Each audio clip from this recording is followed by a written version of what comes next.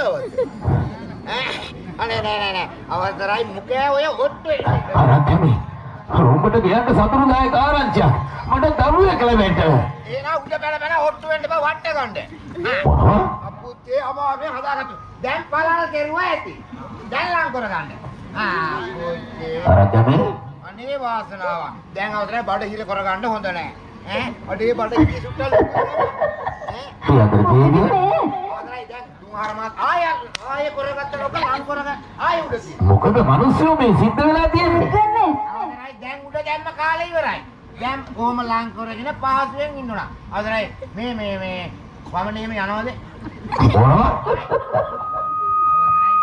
දැන් බුරුල් කරගන්න. අවතරයි මේ බඩ එහෙම කෑ ගහනවා එහෙම වෙනවද? මිනිස්සු උඹට මේ මොකද සිද්ධ වෙලා තියෙන්නේ? මට මොකවත් නැහැ උපවාසයෙන් වැඩ වෙලා තියෙන්නේ. මට සිද්ධ වෙලා ඇති දෙයක් නෑ. මේ සතුරුදායක ආරංචිය. කොහෙද මිනිස්සු මට දරුවෝ ලැබෙන්නේ? මාගේ ප්‍රියාදර දේවියටයි මේ දරුවෝ ලැබෙන්නේ සිටින්නේ. අපි දරු සම්පත් ලබන වාසනාව ලැබිලා මහා සේනාධිපති අරක් යමේ. ඔකට තමයි අවතරයි කියන්නේ. ගෙදර ගෑනට ළමයා හම්බෙනම අල්ලපු ගෙදර කඩු අමාරු වෙන්නේ. අවතරයි උපවාසයෙන් කියලා බිසව වහන්සේ ඉඳ ගන්න. මාසෙන් ගන්නම්. අනේ අපේ අවතරයි කොච්චර එතකොට මහරජතුමා මාරත්තම විදියට කමන්නේ දැන්.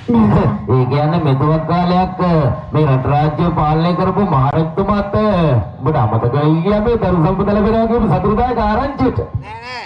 දැන් වා පළුගොල්ලේ උන්ට නිින්ද යන්න නැතයි. මොකද? අපේ අම්මේ මුන් කියපු කතා. කීව? මොනවද නොකියුවේ?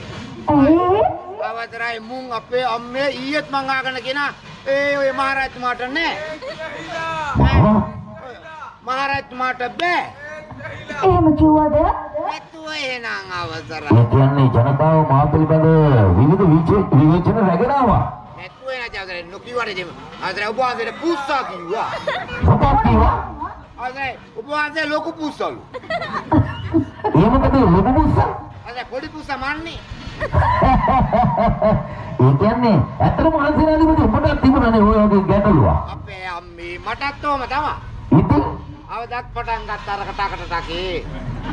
ඉතින් මහන්සියනාදිපති එතකොට දැන් ඔබේ ඒ කාරණේ විසුණුනේනේ. එත උදේ නා ඔකගේ තැටිය මම විසි කරනවා යාළුවා. අවසරයි උපවාසයට අපේත් කාංචනා ගෙනල්ලා ඔය විදිය තමයි.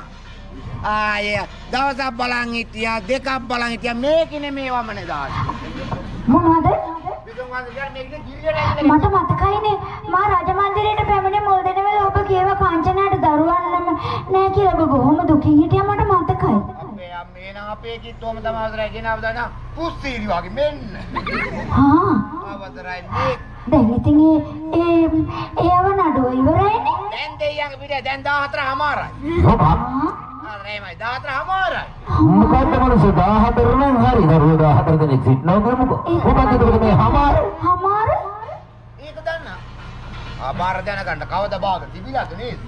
අද හමාර ඒ කියන්නේ දරුවෝ මේ අබ්බගාත දරුවෙක් පස්සට අබ්බගාත දරුවෝ හම්බෙන්න මගේ ගෑණි අබ්බගාත මං අබ්බගාත. ඒක තමයි මාත් මේ එතන මොකද්ද ඔය හමාර? නෑ හමාර කියන්නේ අරක. මොකක්ද? ඒ මොකද්ද? මොකක්ද මේ මොහ ප්‍රකාශ කරන්නේ? අනේ අපේ අබ්බගාත දරුවෙක් නෑ හමුණාවද? නෑ අවතරයි අපේ කාංචනාට කියාපංකෝ කාගේ නකර? මට නිකම් ලැජ්ජාවයි බෑ. මට මොකද්ද වාදී? ඒ මොකද?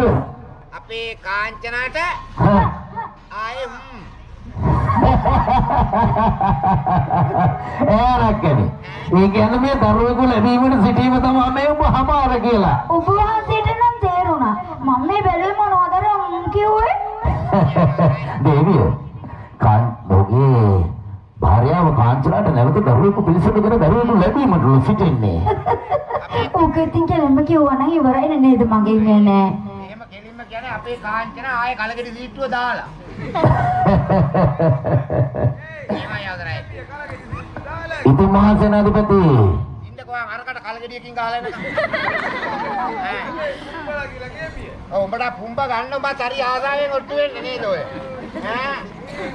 මහා සේනාධිපති කවුරු හරි යාළුවෙක්වත් කැන්දෑගෙන ඇවිල්ලා අවසරයි. මේකට යාළුවෙක් මග දානවත් ආවි. මේකට යාළුවෙක් වුත් මාත් ඔය කොටට ගන්නවා. ඉතින් මහා සේනාධිපති දැන් මාගේ පියාදර දේවී සිටින්නේ තරුණ පිළිසඳගෙන. අවසරයි ඊට කොහොම කොලනේ තියෙන්නේ කොහොම අවසරයි මොනවද හොයන්නේ? අවසරයි ඇඹුල් ගහක් හොයන්නේ. ඒක මොකද බබුල් ගහ? ඇයි අවසරයි ඔය කාලේට මොනවද නොකන්නේ අවසරයි. ගෑනුන්ගේ තිය තීක් වෙනවා. ඈ වටේටම තුස් තුස් ගැල්ල කියලා ගහනවා. නැත්නම් අවසරයි. මේකගේ අඩු කඩන්න නැතුව හරියන්නේ නැතිවා. දේවිය මහා සේනාධිපති මේ පිළිබඳව මන අත්දැකීමක් තියෙන පුච්චලේ. එහෙමයි මගේ නේන. කියන්නකෝ මේ අරක්කම මොකද්ද ඊට පස්සේ? අවසරයි ඔය කාලේට කණ්ඩ ආසාවල් හිතෙනවා. හා නිකන් ඔක්කාර ගතිය එනවා උදේට. ඉතින් එතකොට දැන් සියඹල පල්ලක් කනවා. හා ඇඹුල් ಜಾති කනවා. මට එහෙම නෑනේ. එන අවසරයි සියඹල ඇට. නෑ ඕනේ නෑ. එන අම්මකොල සම්බෝලයා. එහෙමත් ඕනේ නෑ. අපේ කියන්නේ පොලොස් නම් හදනවා හොකට අවසරයි. මගේ නේනේ. පියාදර දේවිය.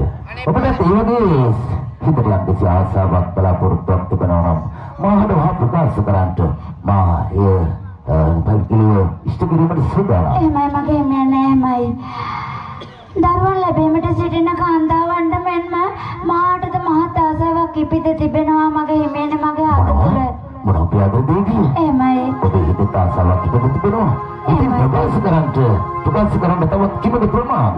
මගේ හිමේනේ රාජමාත්‍යවරුන් කැඳවාගෙන රාජ පෙරහැරකින් අපේ රටේ සංචාරය කරමින් දුගේ මගේ යාචකයන්ට දාන මාන ආදී පිරිනමමින් වේදයක් පාසා ඇවිද යන්නට මට මහත් ආසාවක් තිබෙනවා මගේ හිමේනේ ඔබ සමගින්.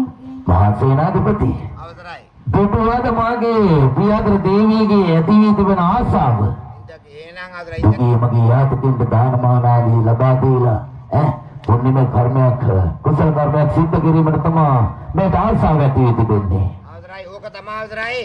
උසේ දරුවගේ පියුවන්තභාවය. එන්න ගහන්න අපේ උන් බලන්න තිබ්බේ. ඒ මොකද?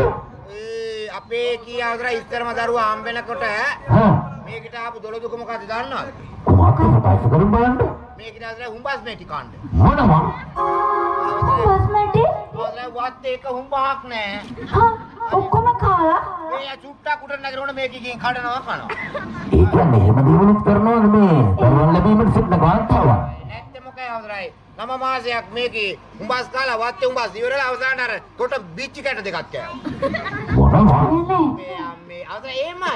ඕකට අවසරයි අර එක එක කාලේ තුන්වෙනි දරුවා හම්බෙන්නේ උන මට මතකයි කෑවේ අඟුරු.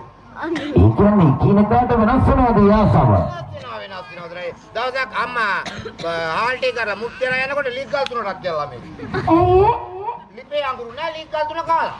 දෙයනේ මගේ මේනේ ඒ කියන්නේ බලන්නකො. ඒව අහනකොට බයක් හිතෙනවා. අවසරයි මේකට ආපු දොළොදුක අඟුරු කන්න. හා. මේක හම්බුනේ අවසරයි කරුවල පොයේ දවසේ. ඔව්. අවසරයි උපාසනේ කියන්නේ කොළු ගැටය දුකේ බෑලාස්ත නෑ. හා. ආයි ඇට ඇඟිල්ලෙන් පේන්නේ කට්ටම කළු. ඒ කියන්නේ ඔබගේ තුන්වෙනි දරුවා කලුයි. අවසරයි උපාසනේ කියන්නේ දැන් ඔය කුසේ දරුවගේ අවසරයි. හා. වැඩෙන දරුවා හොඳද නරකද අම්මට කියන්න පුළුවන් කියන්නේ ඕකනේ අවසරයි. ඒ කියන්නේ ඉපදෙන ආසාවන් එක්ක හා. අර කුසේ දරුවෙක් වැඩෙනකොට අවසරයි පියුව